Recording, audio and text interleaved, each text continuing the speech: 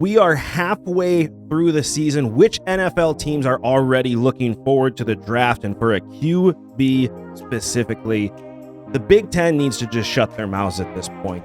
And you are about to find out why I am officially no longer a baseball fan.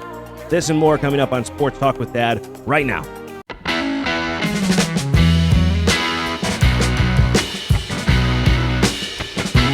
Welcome back to another amazing episode of Sports Talk with Dad. My name is Kyle, and as always, I cannot call this Sports Talk with Dad without the man sitting next to me, a man who is history itself, my dad, Tim.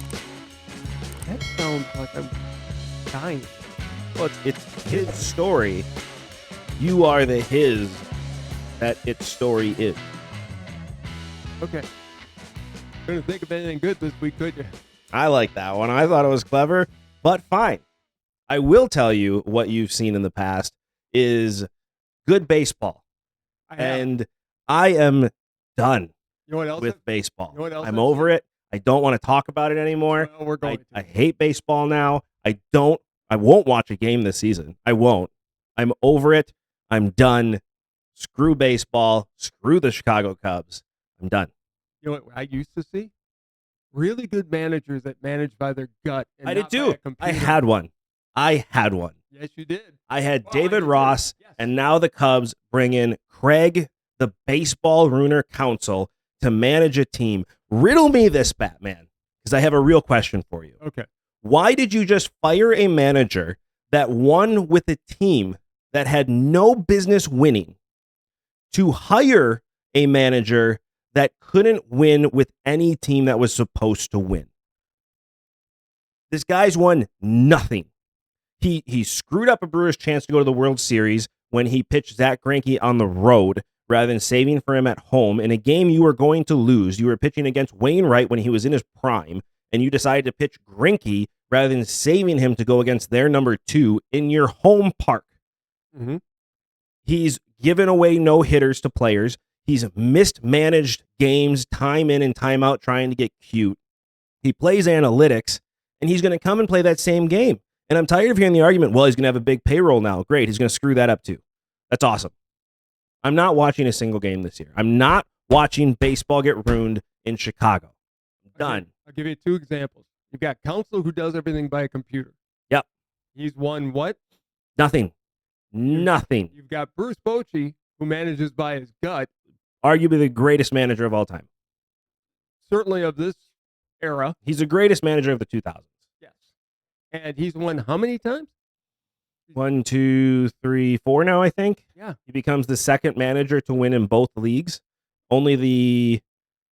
Tony La Russa won. I think he's also only a second manager to win it with 2 separate teams. No, I'm wrong. Won in both leagues. Three have won with 2 separate teams. And by definition, if you win in both leagues, you've won with different teams. Unless you're with but you could have been in the NL and the... I think he's the third manager because what's his name for the Reds and the Tigers won. Sparky Anderson, Tony La Russa, and now Bruce Bochy has also won. I mean, he's the greatest manager I've ever seen in baseball. You're going to spend the money, go get him. But instead, I mean, you gave David Ross the Dale Swain treatment. For those of you that don't know who Dale Swain was, he was a Brewers hitting coach the Cubs hired. He was doing a fine job, lost 100 games, but the team was built to lose. And it was what it was. And then they fired him for Joe Madden. Right. They had Swain in place. But Swain had just lost 90 games. Yeah, and they were just building a team. David Ross won with a bad team. Over the last 4 years has done an outstanding job. Yeah. And the Ricketts completely blindsided him. Yep. He had no clue. Nope. He heard it on the media. And I'm sorry. I'm done being a Cubs fan. The Ricketts, I'm sorry. That was a classless thing to do. I'm done being a Cubs fan. You will not see Cubs stuff around anymore. You can see here, I took off my Cubs thing here. I left a space for a bobblehead to be, what's the word I'm looking for? To mourn. That's what I was looking for. To mourn my loss. It's an open casket here. But I am done watching baseball. I'm not watching the Ricketts destroy the team like I've watched every other owner destroy this team. You paid a manager $8 million a year who hasn't won anything and has mismanaged team after team after team in Milwaukee. I was looking forward to Counsell being someplace else, like the Mets or wherever. Sure, go there and ruin their organization. When I heard he was hired by the Cubs, I was just like, you can't be doing this to me. I mean, I don't know who the Brewers are going to hire. I would go and get Bochy if I could get him, but he's not coming there. But I would completely flip the switch, and I would go and get a really good baseball man, who knows how to manage by his gut because of what he sees on the field. David Ross could tell you chapter and verse on every single player. They're going to go hire. They're going to go hire David Ross, and I tell you what, I'll cheer for the Brewers to win at that point. He is one of the main reasons we won in 2016. Yes. He was the leader of that team by all stretches of the imagination. He was the assistant manager. He was the player manager for that team. Without David Ross, we don't win that World Series. There's two players that got us to win that World Series. David Ross, who was the player manager, Grandpa Rossi, and then you had Hayward, who gave that speech during the rain delay in Game 7. Those are the reasons we ended up winning the World Series. And you fired him for no reason. We were one game away from being the Diamondbacks. Yes. One win away from being that 7th seed and getting hot at the right time. Arizona had one more win than correct. The Cubs. The Cubs had their September swoon. We've talked about that. It sucks. But I tell you what, Shohei Ohtani is coming to Chicago now. Oh, if I was Ohtani, I would have come to Chicago now because if he's got a no-hitter going, he's going to get pulled. Yeah. Oh, and you think he's going to let him pitch and hit at the same time? Oh, God, no. No, this is the biggest mistake the Cubs have ever made. I've never cheered for the Cubs to lose before, but at this point I am. I am done with the Cubs until Craig Counsell is gone, and I am done with baseball until this travesty is over. As a Brewer and Cubs fan, which is, as I said before, it is possible if you're a guy of my age. Nope. Yes, it is. As a Brewer fan, I'm happy. Now they can go and get a real manager. I've hated Counsell. I really turned on him when he did what he did to Corbin Burns. But now they go to Chicago. If I'm a pitcher there, I'm not a happy camper right now. No, I'm not either. I'm not a happy camper as a fan. Any Chicago fan and I don't think there is a Chicago fan that is excited about this. David Ross was ready to go in 24. He's going to go someplace and win. Well, he would have won in Chicago next year, I think. Yeah, give him a better roster because he won with a bad roster. You have a lot of guys coming up that are high prospects. You're going to sign some big names, including Cody Bellinger. You're going to bring him back. You're going to really talk about bringing in Ohtani, and you would have had a really good team to make a run with, and you'll still do it. You still have a good team to make a run with, and then you have a manager that's going to choke. How can any Cubs fan, honestly, in Chicago, how could any Cubs fan cheer for Counsell? They won't. They won't. This is a joke, an absolute joke. And if you are a Cubs fan and you are excited about this, you're dumb. I mean, period. You're stupid. Yeah. Give me Ross, who actually knows and Counsell knows the game. He was a major leaguer. Clearly, he doesn't. Rings, but as a manager, he does everything by a computer. And I just can't stand managers like that. He's terrible. I'm over baseball. I'm not going to watch it anymore. We're not going to talk about it on the show anymore. Yes, we are. No, we're not. Yes, we are. You can talk about it all you want. I am done talking baseball until this transgression is fixed.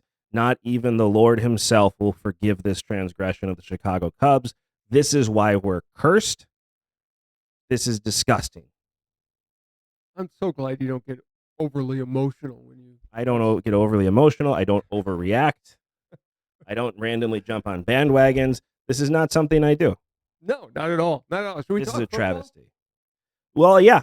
We're done talking baseball. I want you to know that we are going to get rid of Jobu off of here. We will have no more baseball things ever again.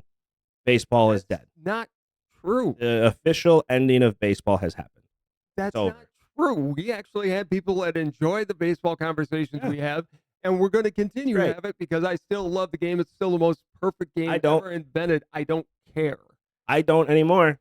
I watch great baseball. I watched in Chicago this year, except for September and the early parts of the year. I watched a great manager manage a team, and now I'm not going to watch this.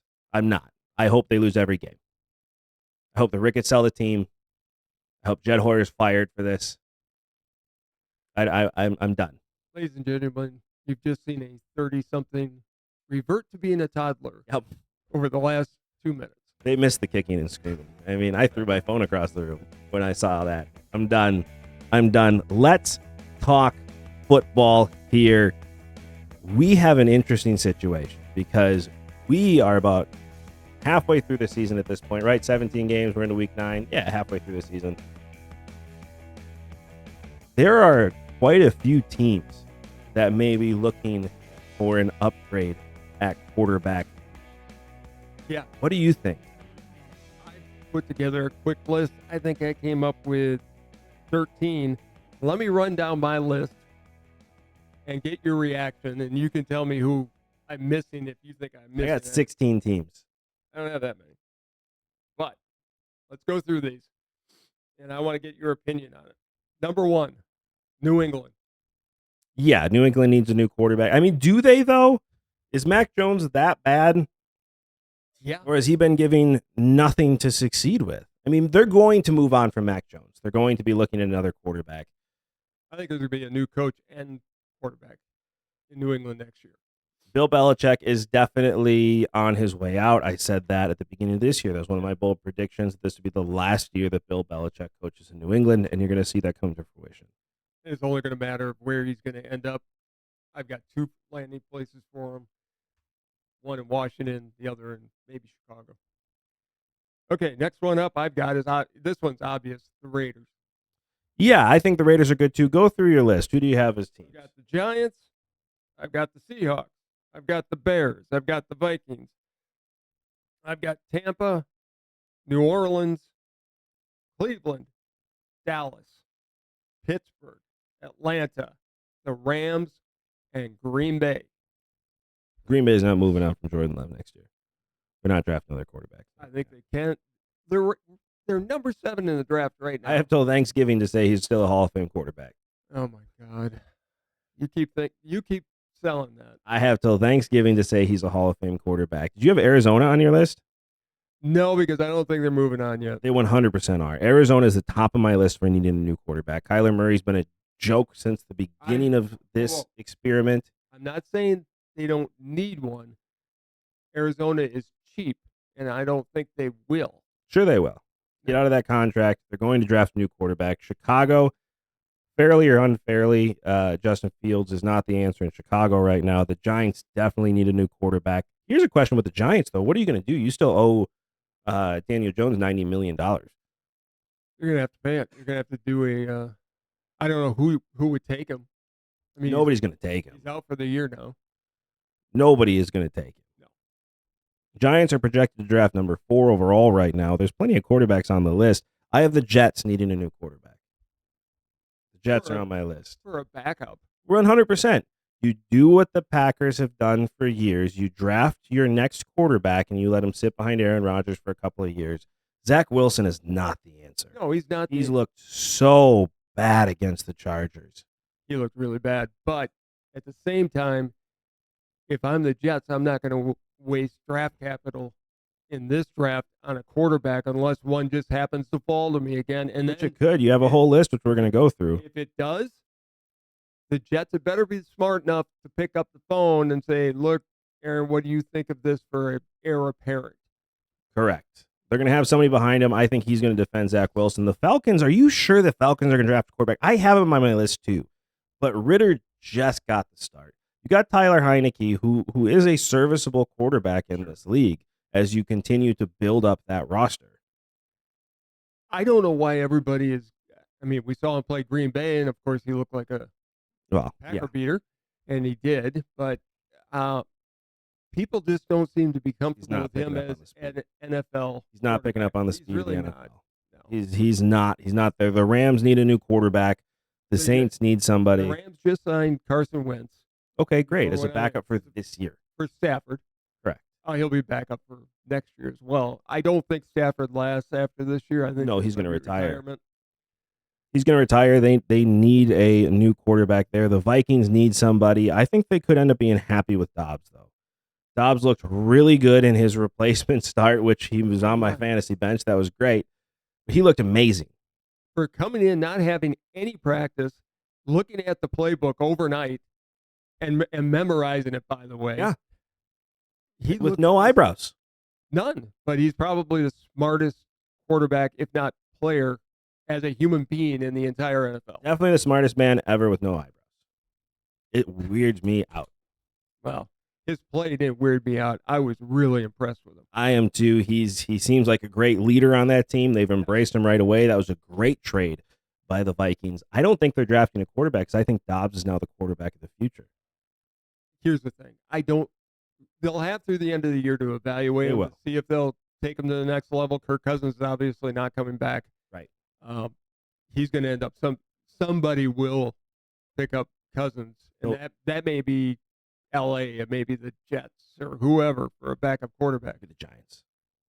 He's a starting quarterback for the New York Giants next year. That could be.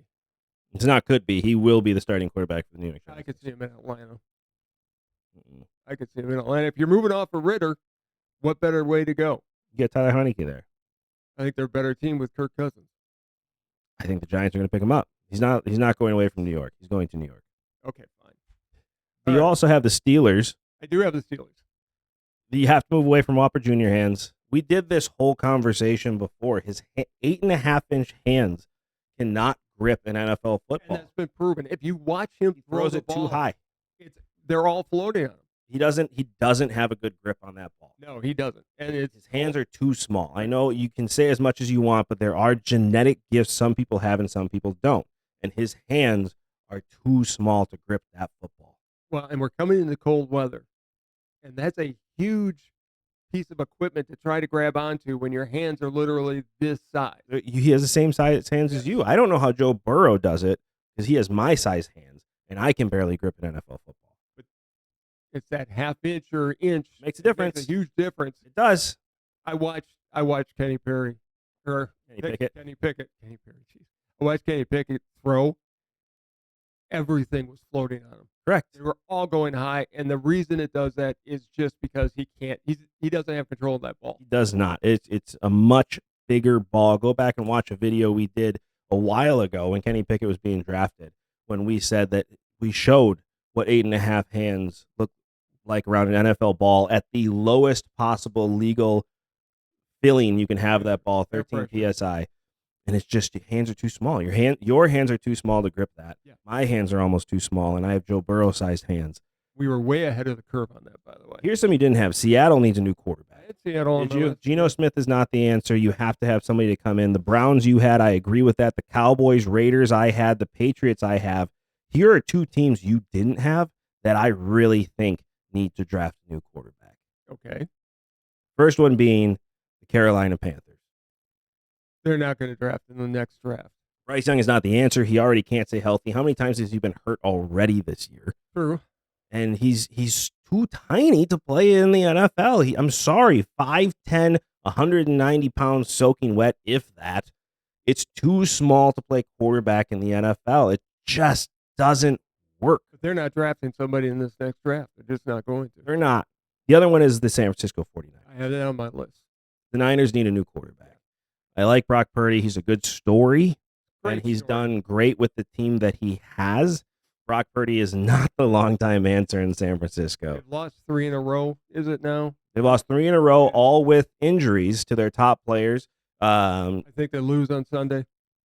I think they do too, but we'll get into that more later. I do think the Niners need a replacement quarterback. Now, here's the issue, is you have 12 to 16 teams that need a new quarterback.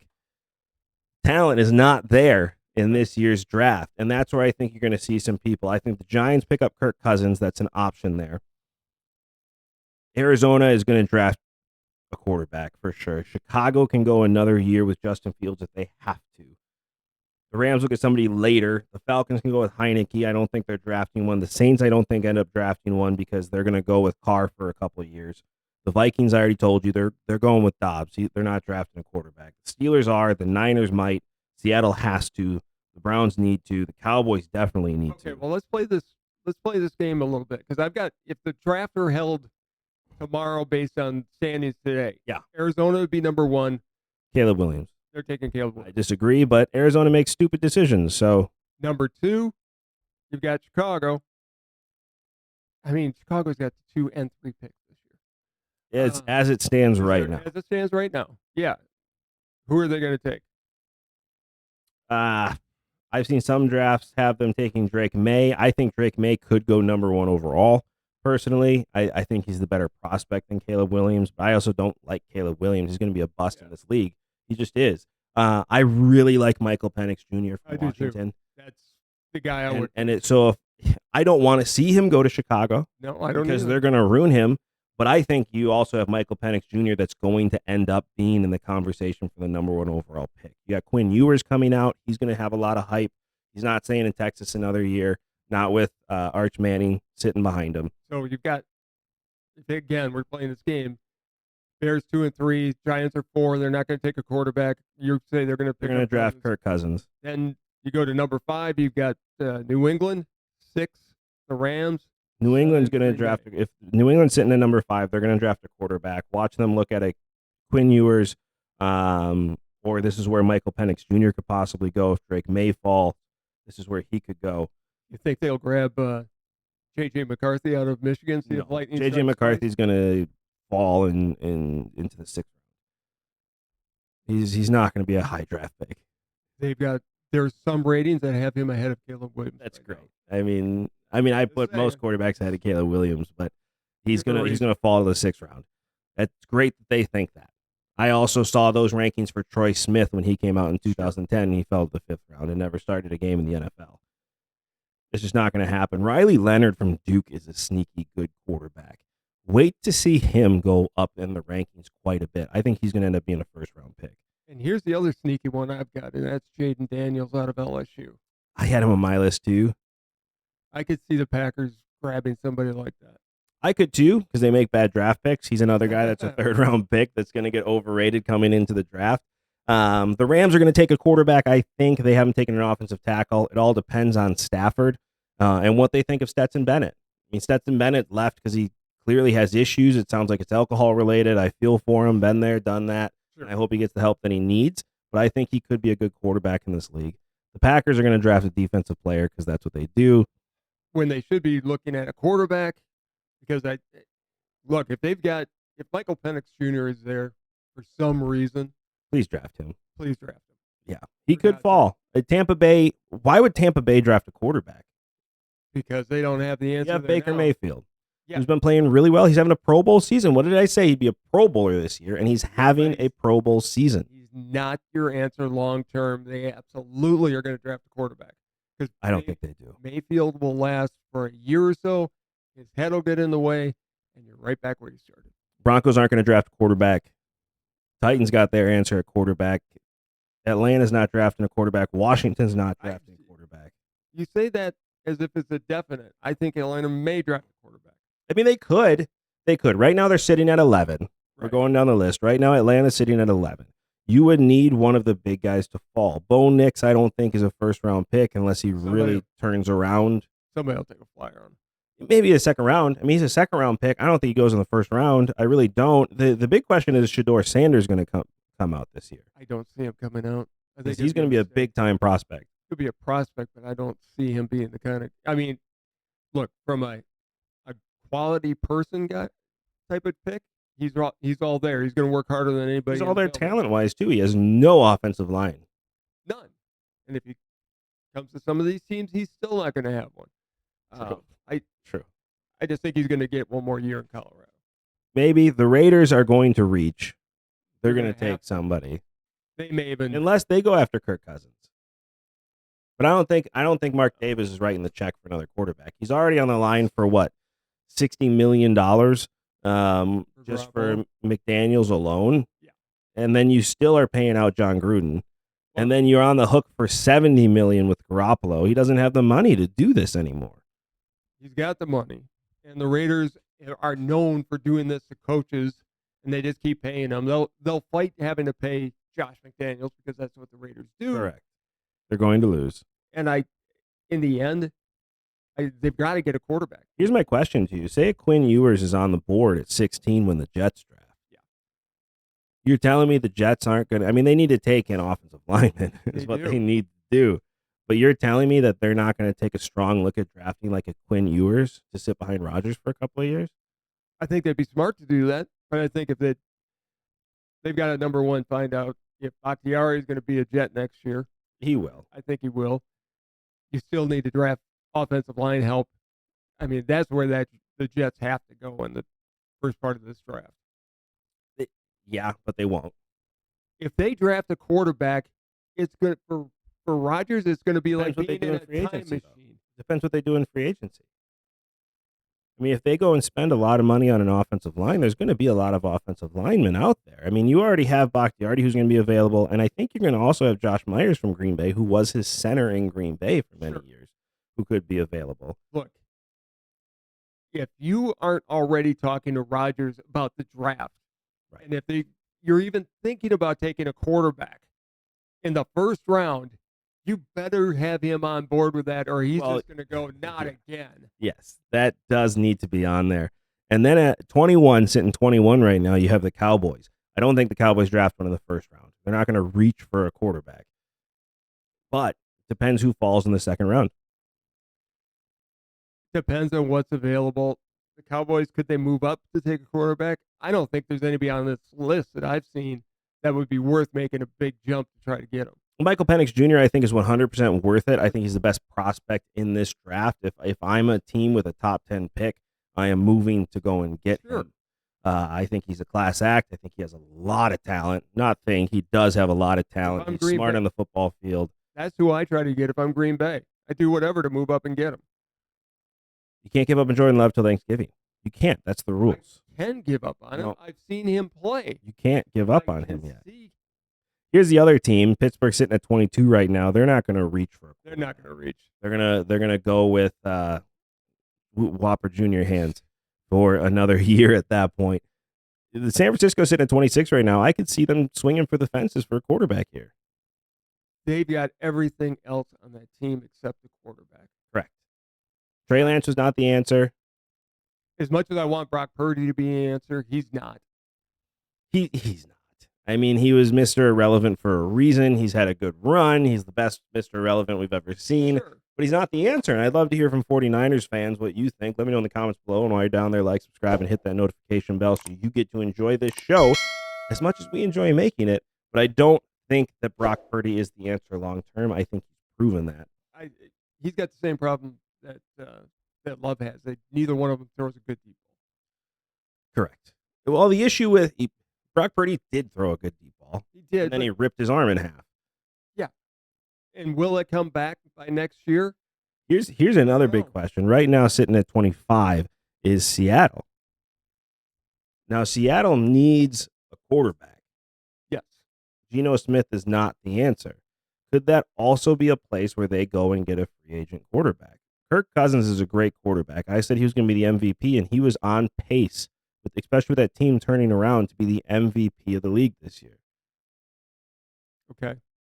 Could you bring in a Kirk Cousins? It's not the mold of a Pete Carroll quarterback by any means. No. But intelligence-wise, it is the mold of Pete Carroll. It is. You know who I think that the Seattle Seahawks are going to end up with? And I said it was going to happen this year, but it looks like I was a year behind. I think Dak Prescott goes to Seattle. It'd be a perfect place for him to go. He would fit in well. But it's a running first team, doesn't have to worry about the turnovers as much. The issue is Dak Prescott is a turnover machine. Well, if you look at the game on Sunday, and you and I have been very critical, with reason, of LaFleur and his coaching and the penalties and on and on and on. At the end of that Eagles game, that Dallas had a 1st and goal from the 6 with time on the clock, and they had a penalty, a sack, and a penalty. That's all coaching. The sack's not. The sack's on the quarterback. That sack wasn't any coaching's fault. Dak Prescott could have thrown that away, and he didn't. Again, it's coaching. You've got to, as a quarterback and as a head coach, you've got to say, look, situationally, what are you going to do here? He had to get rid of the ball. The one thing he couldn't do was take a sack, and the one thing that was the issue with McCarthy at the end of his Green Bay era. The reason he got fired was because of penalties. Yes, it wasn't accountability for penalties. Same things happened. That Dallas has the players and the team to beat, or at least they don't have the quarterback though. They don't have a quarterback, and I don't think they're disciplined enough to beat Philadelphia. And they're not. Dan Quinn's not staying there. He's going to get a head coaching job somewhere next year. Well, I mean, this is Dallas' chance to win, and Dak Prescott's going to hold them back. Gonna Do you be- think the Lions try and pick up a quarterback? Why? They just signed Goff. They haven't yet. Oh, he's going to get him its attention. That's your guy. Why would you do that? That would make no sense. Why would you get rid of Jordan Love? I mean, it's the same type of quarterback. Oh, okay. You're doing that to get under my skin. give me Goff on this Packer team all day long. Why? Why watch him get destroyed? No. Now, Jared Goff is a very good quarterback. He's been to a Super Bowl. He's turned the Lions around. I'd want him on my roster. No, they're not drafting a quarterback.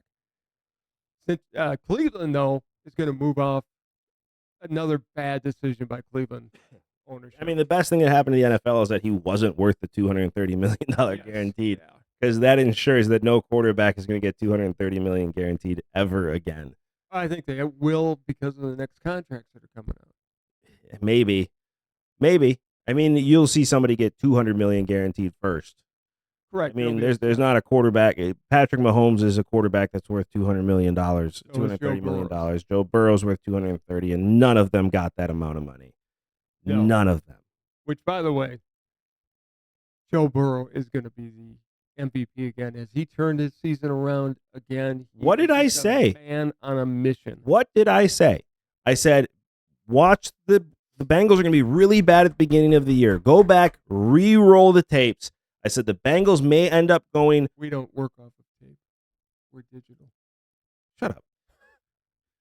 Go back and listen to what I said at the beginning of the season. I said the Bengals may end up going 0-6 to start this season. It's going to take him 6 weeks to get that calf back to where it's supposed to be. What happens? Week 6, all of a sudden it's a different Joe Burrow. He's moving like he used to. He's healed, and all of a sudden he's football Jesus once again. He is walking on water. He is going to be the MVP of this league. The Bengals are looking great yet again. And I said this. I said this. And Buffalo is taking the huge step back that you and I both called at the beginning of the year. They'll Well, end up- me more than you. I said they weren't making the playoffs. I agreed with you, but you did call that out first. They're going to make the playoffs. The AFC East is. We don't know that yet. They're going to make. It was seven playoff seeds. They're going to make the playoffs. No. They have a winning record right now.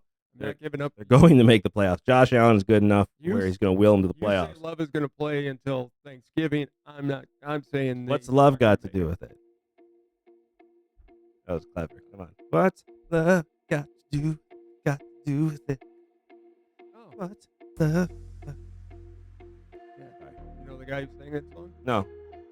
Find out. And let him sing it. Ah, well done. Well done. All right. The one thing I do want to talk about is something that's as bad as my singing. Bad as my decision to sing on this show. The Big Ten is absolutely ridiculous and needs to stop talking. I'm tired of this in college football. As tired as I am of the Cubs being stupid, this is nothing compared to the Big Ten. So as you know, there's a Michigan scandal going on right now. Right? A minor scandal. It's the Patriot scandal. You can't say Bill Belichick cheating is the worst thing in the world and then not say that about Michigan. Michigan is a terrible school filled with horrible people. OHIO. I'm kidding. You people from Michigan are awesome. I love you too. I just hate your football team. But you have the situation. I agree. It's nothing. The guy who did it is no longer even there. He was suspended. He's Whatever. It's going to be brushed under the table. He didn't really do anything wrong. He's out scouting in the NFL. NFL teams do this all the time. I don't think he did anything wrong. Like, what's wrong with going to games and scouting out and trying to get signals? You do it all the time. And what difference does it make whether he's holding the iPhone or they're looking at the tape they get from the other team? I mean, good Lord, him getting on the sideline of Central Michigan's a little too far, but being in the stands, whatever. You can do that. I don't see the Anyways. problem with it. But the Big Ten just came out recently and said there may be penalties coming to Michigan from the Big Ten. I am sick and tired of hearing this stuff. I am too. If you're the Big Ten and you want to get recruits from all over the country, now you're a national organization, you better not go and look at Michigan and take away recruiting or penalize It's worse them than that. heavily. It's worse than that. This is cowardly. This is cowardly. Of course it is. Because you're saying they may in the future impede penalties for what they're doing this year, but Michigan is the number 3 team in the country right now in the college football playoff rankings. And the reason you're not doing anything about this is because you're going to make a lot of money by Michigan going to the playoffs and winning some games. You're making money off of Michigan right now, so you're not going to put in these stipulations now, even though this is the team that needs to be penalized for this. You're going to do it next year and penalize a team that had nothing to do with this, with a coach who's not going to be there at that time. Correct. These sanctions always happen after it already happens. Anytime anything goes on, you know about during that season, but you don't do anything about it in that season because this is a really good team and you're making money off of this team. And so we're going to look like the good guys in the end of this after they've already played. Because if Michigan wins a national championship this year, you're going to say it didn't happen. Okay, well then you're penalizing a bunch of players who did nothing wrong. You're penalizing a university that did nothing wrong. I mean, they did something wrong. They're the Michigan Wolverines, and just by being the Wolverines, they've done something wrong. But this is not. In retrospect, if you really look at them as human beings and not just Wolverines, they've done nothing wrong. No, they haven't. And the NCAA always overpenalizes, especially in these kinds of situations. The NCAA is not even saying anything. No, but again, they always anticipate, well, this may happen, so we're going to get ahead of it. Michigan should not be penalized for this. Just deal with it. Give them a fine. Fine them $500,000 or whatever, and move on with your day. I'm tired of these little ticky-tacky scandals hurting kids who've been no part of it, and a coach, as you said, who's going to be gone at the next season. Because these sanctions are going to come. They're going to lose scholarships because of this, which if you want to make a point, tell this team you're done playing. I mean, that's what you do. If you want to make a point, tell this team you're done playing. But they haven't done anything bad enough to say, nope, you're done playing this year. You guys are cheaters. We're taking away your wins from the beginning of this year, and so it's going to take you out of the ranking. No, you're not doing any of that because, again, you're making money off this team winning because it's a blue blood program. And when you have Michigan and Ohio State in the top 5, it is more exciting than anything else you can do, especially if they both make the college football playoffs, which is very likely they both will again this year. They're 1-3 right now, I think. They're 1-3. You're not going to drop from losing to the number 1 overall team when they lose to the number 1 overall team if you're Michigan. The only thing that could kill them is if they lose to Penn State, which could happen. Penn State's a very good team, and they've faced nobody yet on their roster. This is the first big game they've got. Okay, so I mean, this is just ridiculous. The Big Ten's got to stop doing this stuff. Conferences do. This is why the NCAA is not going to be a part of college football much longer. But you let us know what you think in the comments below, and while you're down there, like, subscribe, and hit that notification bell so you get to enjoy this show as much as we enjoy making. That's what, honestly, what scares me is if they're going to overreact like this and they're in charge of their own conference, which is what's going to happen. Yeah. Every conference is going to be in charge of them. They'll have an overseeing body to do the playoff tournament, and that'll be it. The NCAA is out of football altogether. Correct. But if they're going to start doing these ticky-tacky fouls now, I hate to see what's going to happen when they have even more power. They won't. A bunch of Big Ten coaches started complaining. Well, of course they're going to. That's their opponents. Like, they're upset about it. Just bring in the headsets like they do in the NFL. Correct. Every college has enough money at this point to put that technology, even the smallest level. That's why they didn't do it. Like, the smallest level colleges can't afford this. Even the smallest level colleges can afford this now. It's a very the headsets in the helmets. As technology goes, it is really inexpensive. It is. And it probably could be donated as part of a booster will buy it for your team. Correct. Just be done with it. Okay. Last week, we were both over 500 is the good news. We're getting better. We were 3-2 each. We're getting better. I mean, the week before I was 4-1, 4-1, and then 3-2. You were 4-1, 5-0, and 3-2. Yes. So, I mean, we're having a good season. We're doing all right. By the way, don't anybody take our advice and actually put money on it. That would be a dangerous thing. Do it, but don't yell at me when you. Exactly. You probably will. So I picked 5 games for this week. Let's get rolling. San Francisco, and we touched on this game earlier. San Francisco at Jacks. San Francisco's getting bad. They're going to continue to get bad. They're not healthy on offense yet, and that defense isn't strong enough to carry them. Where Jacksonville is getting better and better every single week.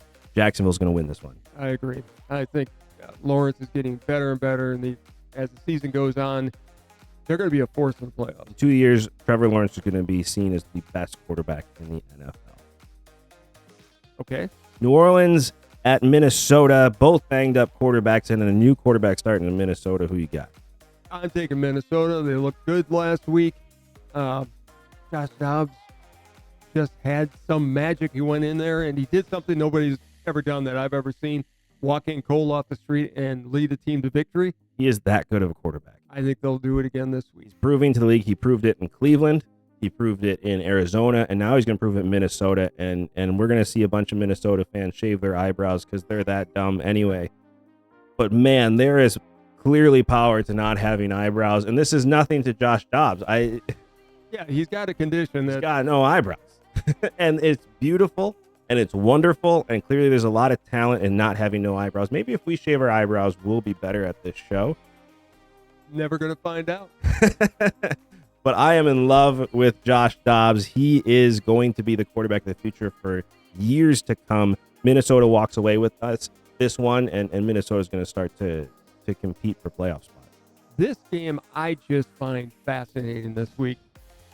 Houston with C.J. Stroud, the absolute rookie of the year. Unbelievable. 479 yards last week. What did I tell you? Is going to Cincinnati.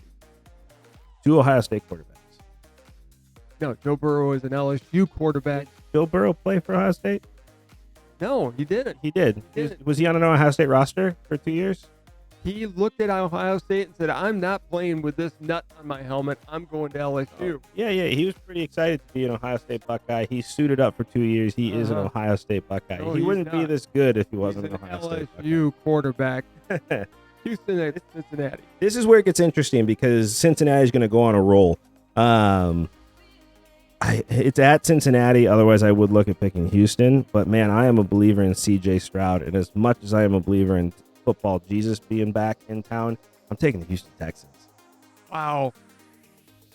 And it's let me tell you why. I'm mad at Cincinnati right now. Why? Because they think they can steal the Lambeau Leap from Green Bay. With the jungle The Jungle Jump. That's a stupid name. It's gross. It's disgusting. The Jungle Jump is not a real thing. It is the Lambeau Leap. No matter where you do it, it is the Lambeau Leap. They keep stealing things. They stole the Houday from the Saints, and now they're stealing the Lambeau Leap from the Packers. Bengals fans, quit it. Come up with your own stuff. But Houston's going to win this one, and it's just because I learned that the Jungle Jump is a thing when it's the Lambeau Leap. I don't like the jungle jump either. I think it's pathetic and it's weak and it's plagiarism. They're stealing ideas from us, but I still think Cincinnati is going to win fairly easily. Houston defense is not great. It's not up to the level it needs to be with how on fire that offense is. But just to be different, I'm going with Houston. We are coming into the game we always have to pick, and I don't know why. It is Green Bay at Pittsburgh. Two teams that are underperforming quite a bit right now. Green Bay won against the Rams with a third-string quarterback. Are you saying Jordan Love's a third-string quarterback? Yeah. Okay. Packers did not look good. No. The Rams didn't want to win that game. Matthew Stafford's on the Rams on Sunday. They win probably by 2, maybe even 3 touchdowns. However, Packers did win, screwing up their draft position. Mm-hmm. Pittsburgh's going to win this game.